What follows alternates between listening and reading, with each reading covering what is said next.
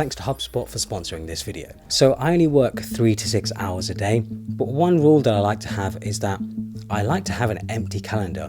A lot of friends see my calendar and they look at my calendar and they think like, how do you not have anything in there? How do you get anything done? But even with an empty calendar, I can make anywhere between $20, $30, $40, $50,000 to $100,000 a month. My philosophy is that I want a balanced lifestyle with enough money and freedom, but I also want minimal stress. People ask me, how am I so productive and do so much?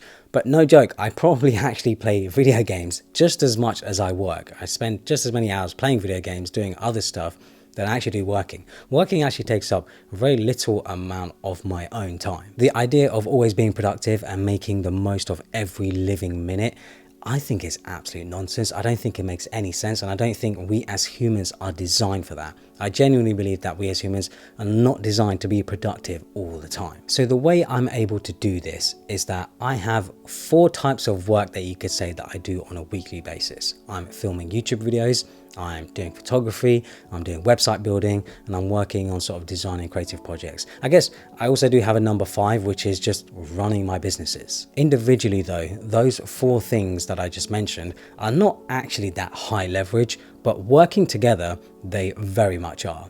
I try and choose high leverage things. That's the key word here, high leverage things, as much as possible. The aim is to get the most done and make the most amount of money with the least amount of time input. That's the dream, right? That's the dream that everyone wants. I've actually worked with HubSpot to put together a productivity system guide. It's completely free. It's a step-by-step guide on how to build your own personalized productivity system, including calendar management, goal setting, task management, email management, and much more. There's a bunch of templates included too, which you can use if you don't know where to get started. Listed are 25 different app recommendations that you can use to make your life easier. Some of the apps listed I've mentioned on the channel in the past, and there are a bunch of other new ones as well that I haven't talked about before. Inside, you'll find the ABCDE method for task management, which can help you figure out how to prioritize your tasks. You'll also find different note-taking methods, mind mapping techniques, and how to manage folders and files. It's a fantastic resource, and like I said, it's completely free. I'll leave a link to it down in the description below. Make sure to check it out. And yeah, I worked with HubSpot on this. Really great to actually work with them on building something that you guys can use and just check out and sort of take advantage of. Another thing I like to avoid is non-high leverage work. So these are things I don't do because they're not really worth my specific time investment. If there is a part of my business that I think someone else can do much better than I can and save me time, I try and hand it off to them. A good example is accounting. So I actually have a good understanding of accounting as I partly studied it at school, but it's not really worth my time managing my own accounts all the time. But that sort of thing is definitely better given to someone who's actually an expert, someone who can file my accounts for me. Email and deal management is another one. I get hundreds of emails and tons of deals come through my inbox every week. Most of them aren't worth my time, to be honest. Most of them are just stuff that is just absolute fluff. So it's worth me paying someone else to go through all of that and manage them for me, and then only give me the ones that are actually worth my time. The aim is here to hand off stuff that I know someone else can do with ease. I should be focusing on the stuff that only I can do and has my touch. So for example, with anything creative within the business, so whether it be photography, video design, or anything like that, that requires a specific style and taste that only I have, these are things that I should be doing. These are things that I should be spending time on, because I can't really hand it off to someone else because they're not necessarily going to have the same sort of eye for things, the same sort of taste for things. Now, there's nothing wrong with that. Everyone has their own sort of taste and style, but I have my own unique taste and style, and I want to keep it that way. The other thing is I really enjoy doing the creative stuff. This is why I love doing what I do. I love making YouTube videos. I love posting on Instagram. I love doing this sort of stuff. I just love being creative. So I don't really want to hand that off to anyone else. I want to keep it in-house. I want to be able to do it myself because I really enjoy doing it. Because I see myself as a creative person, I absolutely cannot stand a rigid calendar. My worst nightmare is seeing a calendar that is packed with meetings and other random stuff that I do not want to do, that I don't like to do. I feel like my personal calendar should be filled with fun things. Plans with friends, vacations, and things like that. I'll even block out times for things like focusing and stuff and hobbies, so that I make sure I do those things rather than my time sort of just being taken up with work. My number 1 rule is that unless it's a shared event with someone else or a medical appointment, it doesn't actually necessarily need to be in my calendar. I want to have full control and full freedom over my day. I do have a basic routine though, which I guess you could say is like a calendar, but I just don't have it written down.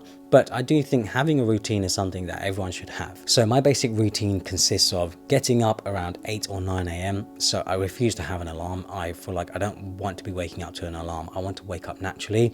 And then I go to the gym for an hour or two. And then for the rest of the day, I work on whatever I feel like working on. So sometimes I might be working on that specific thing for a couple of hours, or I might work on it until bedtime. But the main thing is I get to choose. I get to choose how long I work on that thing. Having that routine also means I get stuff done every day, however big or small. I like to work in seasons where 9 to 5 doesn't really make sense. So I have periods of intensive work with a lot of time where I sit and sort of just reflect. I saw an analogy that said working like a lion. So a lion likes to spend a lot of time relaxing, not doing much, just chilling really. And then when the lion is ready, it sprints at full speed for its prey, whatever it might be, and it gets whatever it needs to get, its food basically. That's what helps it live, that's what helps it sustain itself. But the rest of the time, the lion is chilling. I feel like this analogy can be very much applied to real life. So I personally very much work in sprints.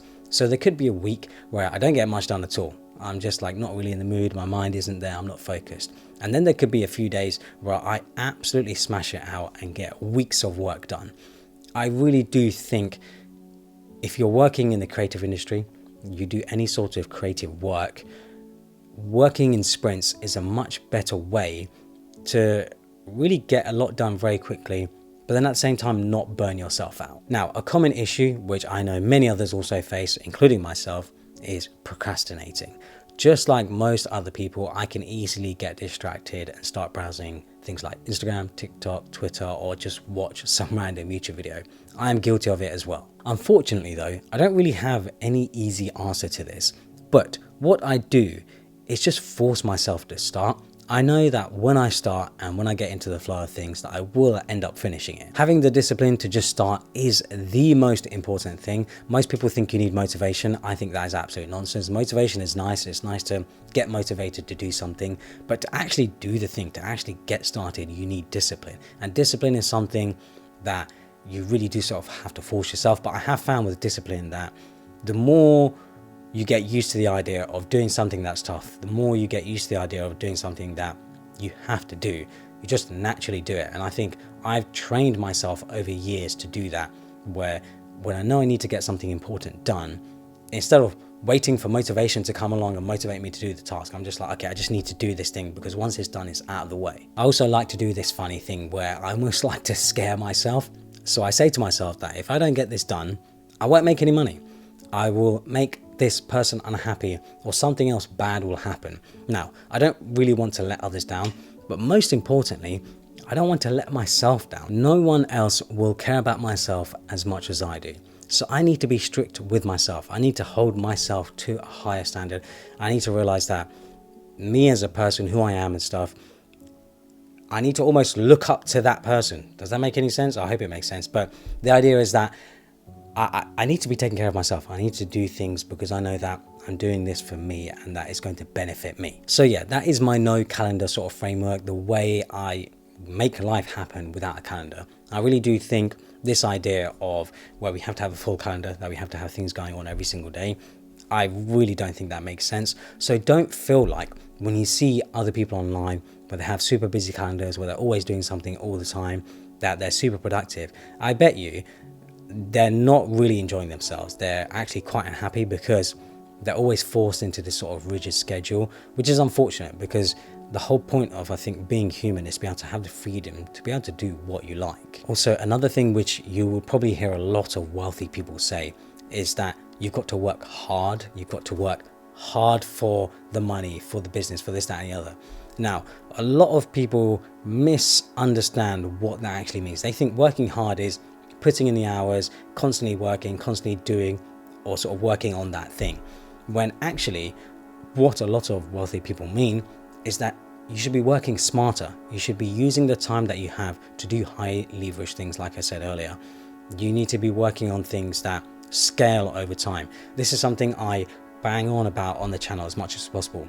Do things that are scalable, because at the end of the day, you don't really want to be selling your time on an hourly rate. You want to be able to make as much money as you can, be as successful as you can, without it specifically tied to how many hours you input.